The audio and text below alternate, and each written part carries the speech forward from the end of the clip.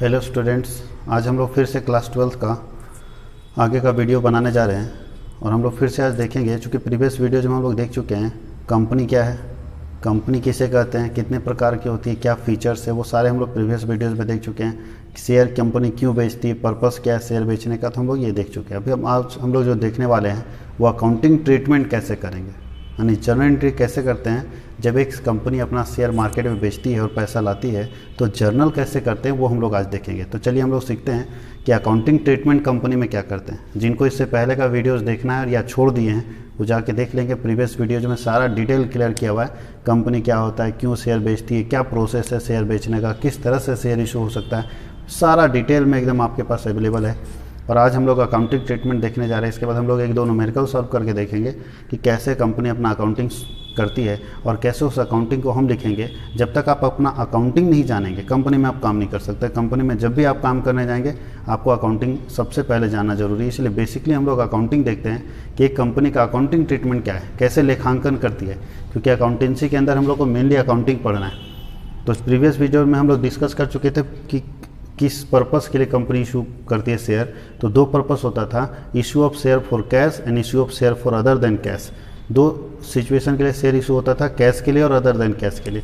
आज हम लोग देखेंगे कि कंपनी दो पर्पस के लिए अगर शेयर इशू करती है तो कंपनी शेयर का पैसा मांगती कैसे है। अगर हम issue of share for cash के लिए बात करते तो फर्स्ट टॉपिक हम लोग देख रहे हैं केस 1। प्रीवियस में हम लोग देख चुके थे issue of share for cash, यानी अगर एक कंपनी अगर कैश लाने के लिए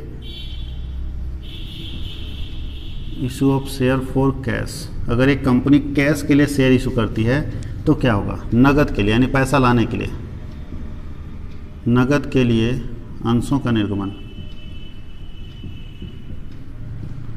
बताइए, एक कंपनी चाहती है कि पैसा लाने के लिए अगर हम शेयर बेचेंगे, मार्केट से हमको पैसा लाना है पब्लिक से, और पैसा लाने के लिए अगर हम शेयर बेच रहे हैं तो पब्लिकली बेचेंगे, और पब्लिकली बेचेंगे क्योंकि पब्लिक में कोई भी खरीदेगा तो अपने पास पैसा आएगा। तो अगर कंपनी का पर्पस पैसा लाने के लिए है तो पैसा लाने के लिए कंपनी मार्केट में शेयर इशू करती है पब्लिक को, और पब्लिक उसको खरीदती है। इसके चार प्रोसेस हम लोग प्रीवियस वीडियोस में देख चुके थे कि चार प्रोसेस होता है। वो चारों प्रोसेस को फाइनल करने के बाद हम लोग के पास सारा पैसा आ जाता है। जब तो अकाउंटिंग कैसे कैसे करेंगे वो देखते हैं। तो जब हम वो देख रहे हैं कि अगर issue of share for cash है तो कैसे कैसे पैसा मांगा जा सकता है, तो हम लोग issue of share for cash में देख रहे हैं मोड ऑफ पेमेंट रिसिप्ट। ये एक हेडिंग है और इस हेडिंग में हम लोग देख रहे हैं mode of payment receipt. Mode of payment, एक कंपनी कैसे कैसा पैसा मांग सकती है, भुगतान प्राप्त करने की विधियाँ। ये बहुत इंपॉर्टेंट चीज़ है। अकाउंटिंग से पहले ये जानना जरूरी है कैसे कैसे हम पैसा मांग सकते हैं, कितने तरीके हो सकते हैं। तो सबका अकाउंटिंग प्रॉपर्ली देखना होगा। भुगतान प्राप्त करने की विधियाँ,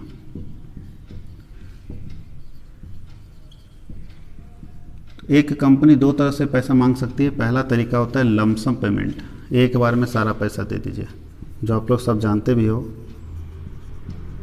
लमसम, इसको बोलते हैं एक मुश्त, सारा पैसा एक बार में कंपनी मांग ले। दूसरा, कंपनी को अगर लगता है कि नहीं हमको पैसे का भी ज़रूरत नहीं है तो कंपनी इंस्टॉलमेंट में मांग सकती है। धीरे धीरे करके मांगेगी, जैसे जैसे ज़रूरत होगा वैसे वैसे पैसा मांगते जाएगी।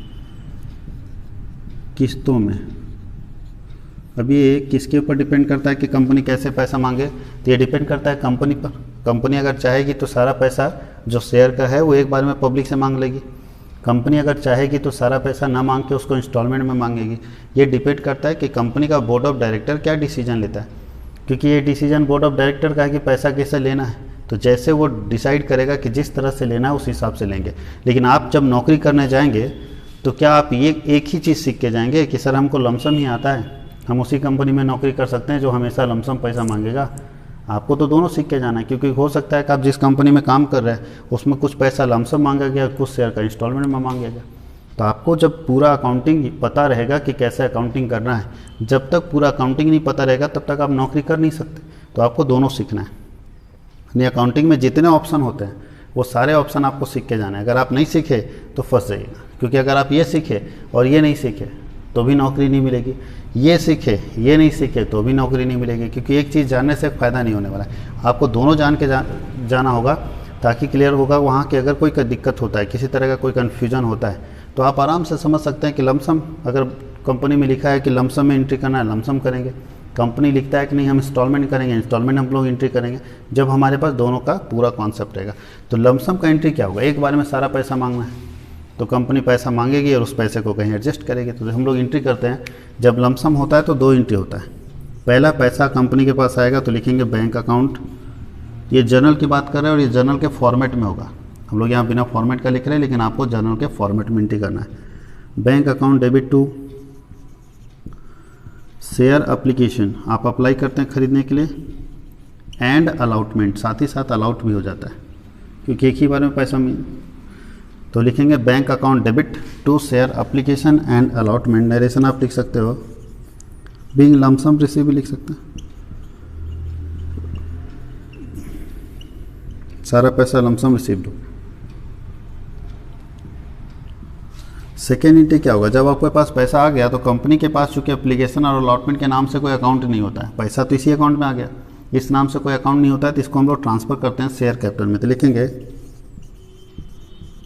Share application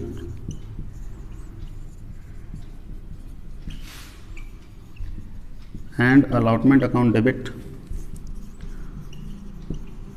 to share capital account. Narration क्या होगा,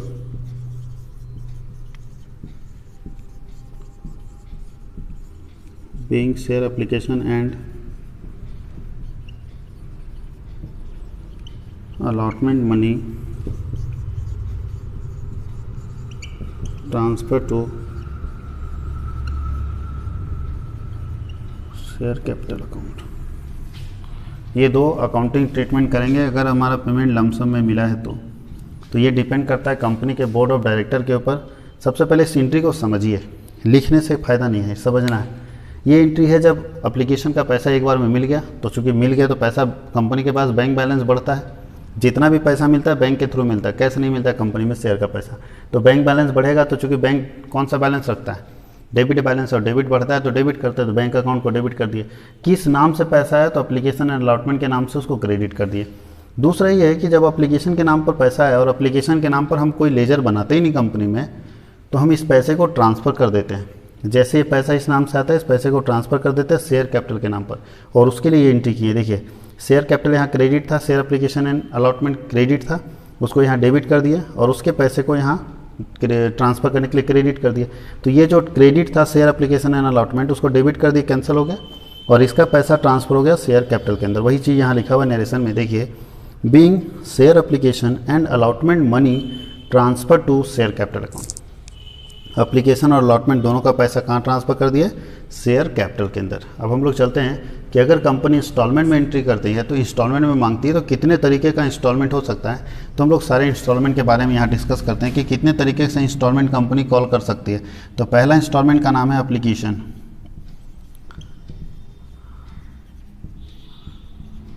पहला इंस्टॉलमेंट का नाम है एप्लीकेशन।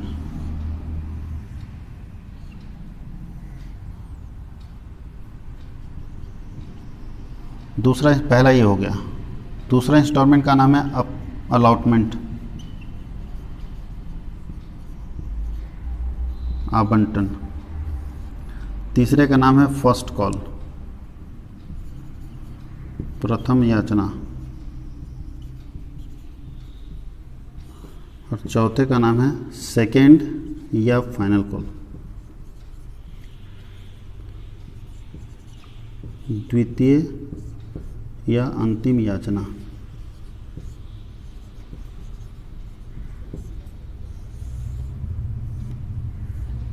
अब देखिए कैसे अकाउंटिंग करें, पहले मीनिंग समझिए सबका। जब आप कंपनी में शेयर खरीदने के लिए अप्लाई करते हैं, उस समय कुछ पैसा देना पड़ता है जिसको बोलते हैं एप्लीकेशन मनी। आप अप्लाई करने के लिए खरीदिए, अप्लाई जब खरीदने के लिए करते हैं शुरू में कि हमको भी शेयर चाहिए कंपनी का, तो कुछ पैसा देना पड़ता है जो होता है एप्लीकेशन मनी। वो कंपनी जो एप्लीकेशन मनी डिसाइड करेगी उसको सबमिट करना पड़ेगा, तभी कंपनी आपको शेयर देगी।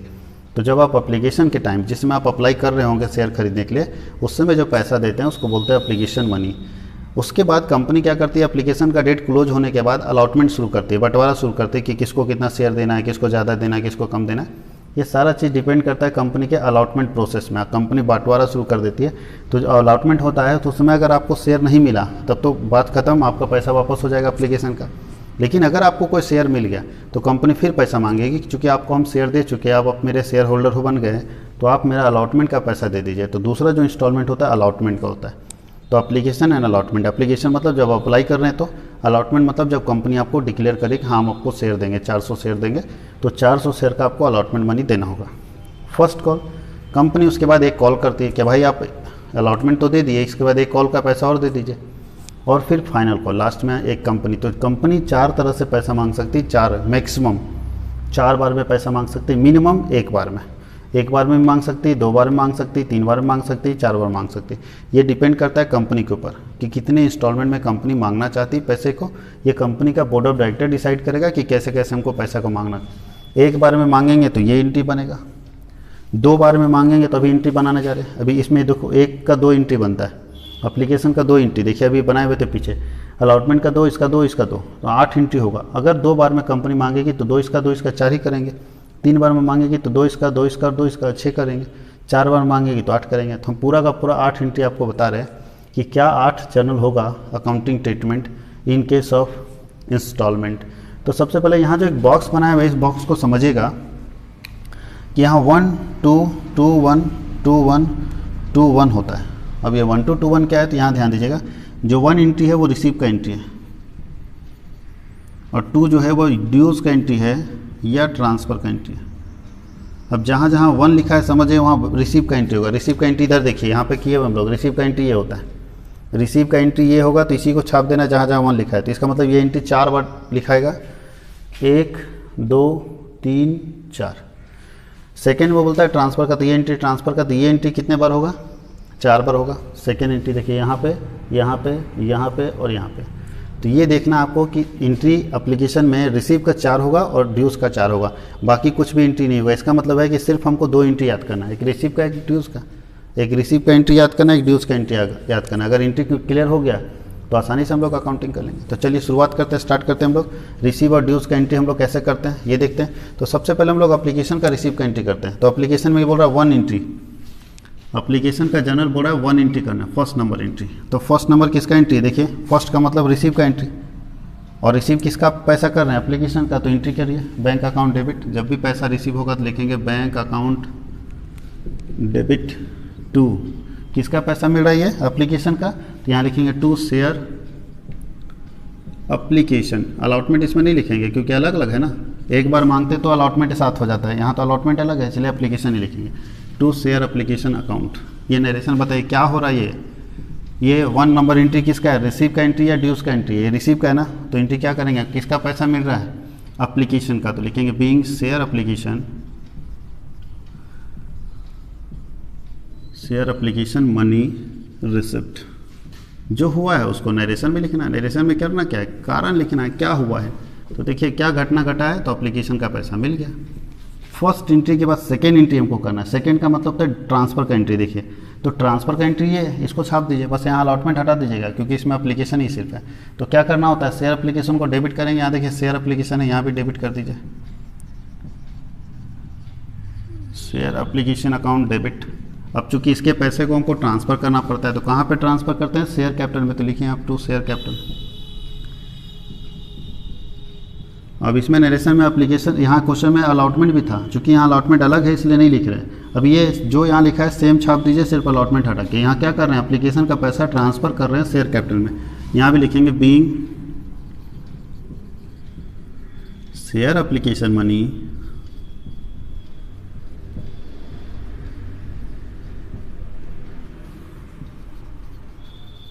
ट्रांसफ़र टू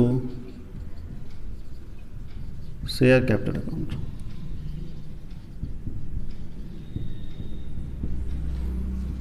शेयर एप्लीकेशन का पैसा शेयर कैपिटल में transfer. First entry complete. First मतलब एप्लीकेशन का हम लोग एंट्री कंप्लीट कर लिया। अब वो किसका एंट्री करना है, अलॉटमेंट का। अलॉटमेंट में बोलता है 2-1, मतलब 2 वाला ये पहले होगा फिर वो होगा। तो चलिए अलॉटमेंट में चलते हैं। नहीं, एंट्री नंबर 3। तो एंट्री नंबर 3 में बोलता है पहले 2 का एंट्री करना है। 2 मतलब ड्यूज का। तो देखिए ये वाला 2 एंट्री है, तो सेम छाप दीजिए, बट ये तो एप्लीकेशन का है, आप किसका कर रहे हैं, अलॉटमेंट का। तो एप्लीकेशन जहाँ जहाँ लिखा रहेगा वहाँ क्या लिख देना, अलॉटमेंट, बाकी डिटो छाप देना है। तो कौन सा एंट्री छापने बोलता है, सेकेंड एंट्री। तो सेकेंड एंट्री इसको छापते हैं, एप्लीकेशन की जगह क्या लिखना है, अलॉटमेंट। तो चलिए शुरू करते हैं। यहाँ क्या होगा, share allotment account debit to share capital. देख लीजिए एंट्री क्या चेंज हुआ। ये सेकेंड छापने बोला था, हम लोग पूरा सेकेंड एंट्री डिटो छाप दिए, सेकेंड एंट्री पूरा का पूरा यहाँ उतार दिए। एप्लीकेशन लिखा हुआ था वहाँ पर सिर्फ अलॉटमेंट लिखना था, क्योंकि एप्लीकेशन का एंट्री है और अभी हम लोग जो कर रहे हैं अलॉटमेंट का एंट्री कर रहे हैं, तो एप्लीकेशन की जगह अलॉटमेंट कर दिया, बाकी सेम रहेगा। लेकिन ये ट्रांसफ़र का एंट्री यहाँ करेंगे, यहाँ ड्यूज लिखेंगे नरेशन में, किसका लिखेंगे, ड्यूज। अब यहाँ ट्रांसफ़र और ड्यूज क्यों लिख रहे हैं उसको समझाते हैं। Being share allotment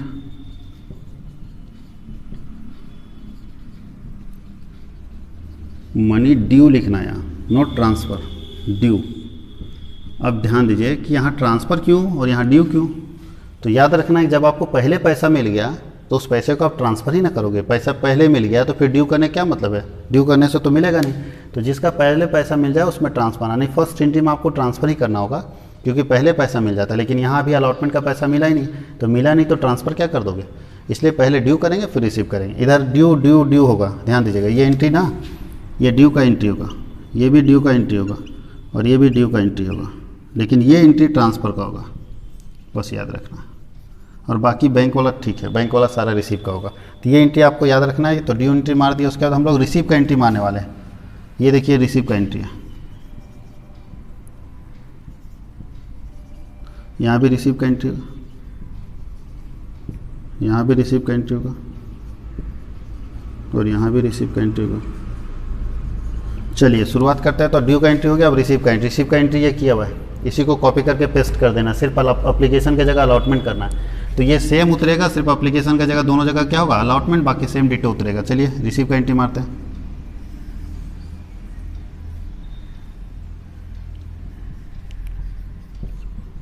bank account debit to share allotment. अब देखिए ये रिसीव का है, किसका पैसा रिसीव कर रहे हैं, शेयर अलॉटमेंट का। तो यहाँ लिखा है शेयर एप्लीकेशन मनी रिसीव्ड, हम यहाँ क्या लिखेंगे, एप्लीकेशन का वहाँ रिसीव कर रहा था, अब हम लोग किसका रिसीव कर रहे हैं, अलॉटमेंट का। तो लिखेंगे being share allotment money received.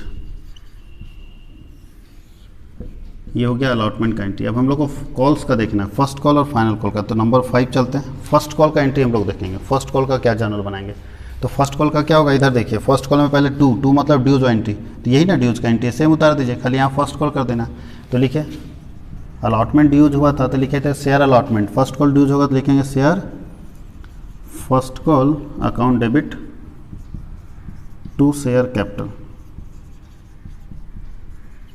To share capital account. Narration क्या होगा, being share first call money due, share first call का पैसा ड्यू हो गया। अब हम लोग रिसीव का एंट्री करेंगे, तो रिसीव का एंट्री क्या होगा, नंबर 6। रिसीव का एंट्री जब हम लोग करेंगे तो देखिए यहाँ फर्स्ट कॉल का रिसीव का एंट्री करना है, तो यही ना रिसीव का एंट्री था, फोर्थ नंबर देखिए, फोर्थ नंबर तो रिसीव का, तो यही डिटो छाप दीजिए रिसीव का एंट्री फोर्थ नंबर। ये अब किसका रिसीव हो रहा था, अलॉटमेंट का, अभी फर्स्ट कॉल रिसीव हो रहा था, यहाँ सिर्फ फर्स्ट कॉल कर देना। तो लिखेंगे bank account debit, bank account debit to share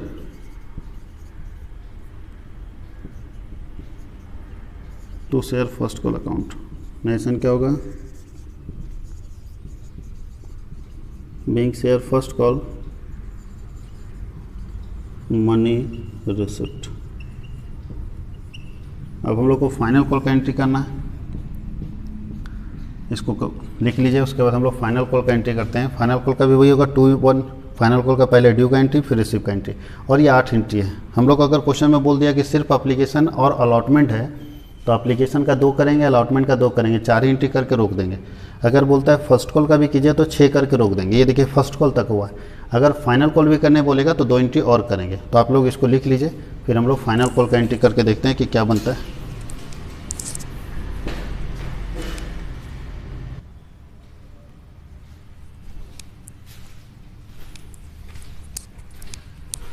अब हम लोग आगे का देखते हैं।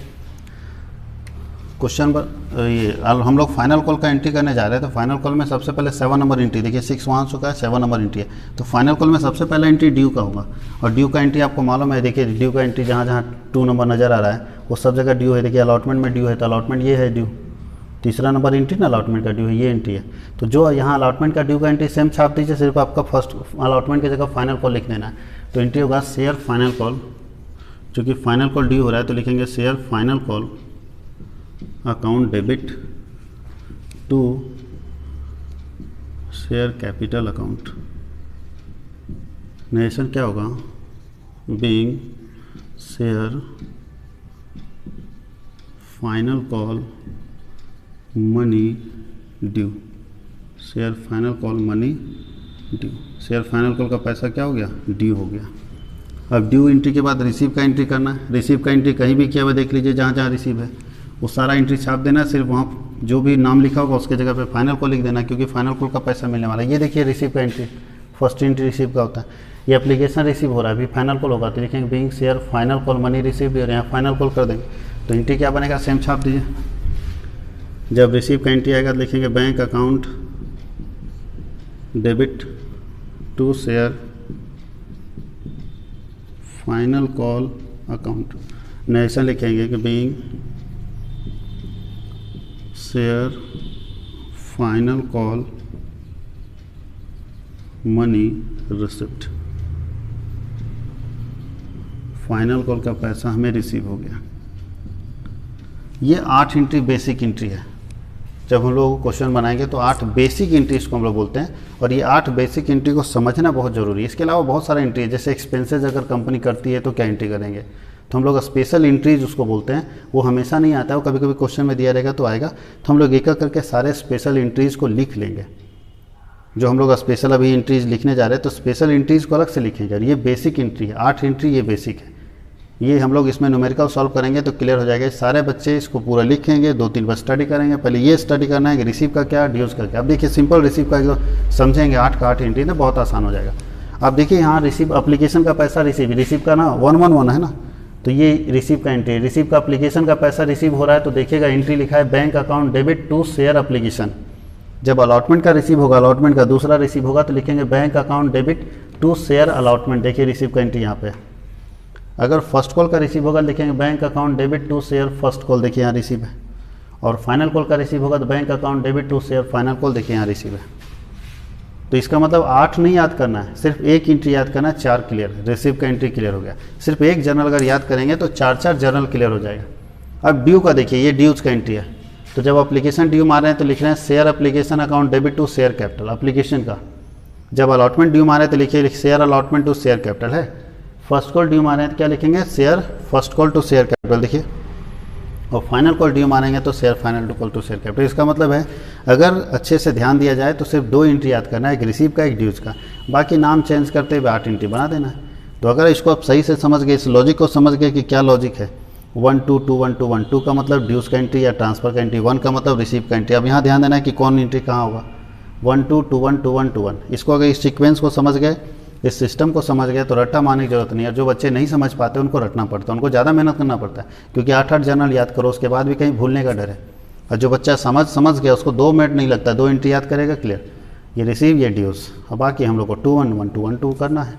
तो ये बात ध्यान देना है कि कैसे हम ड्यूज का एंट्री करेंगे, कैसे हम रिसीव का एंट्री करेंगे। इसके अलावा कुछ स्पेशल एंट्रीज हैं, जैसे एक्सपेंसेज होगा तो उसको क्या कैसे लिखेंगे, तो वो हम लोग अभी नहीं बता रहे हैं, क्योंकि अभी अगर बताएंगे तो बहुत सारे बच्चे उसको पूरा याद कर लेंगे, तो हर क्वेश्चन में उसको अप्लाई कर देंगे, जबकि ऐसा नहीं है। कभी कभी अगर क्वेश्चन में दिया हुआ है तो हम लोग उसको लिखेंगे, नहीं दिया हुआ तो इग्नोर करेंगे। तो हम लोग स्पेशल एंट्रीज करके जब न्यूमेरिकल सॉल्व करेंगे तो बनाएंगे हम लोग इसको लिख लीजिए, और फिर हम लोग आगे देखते हैं।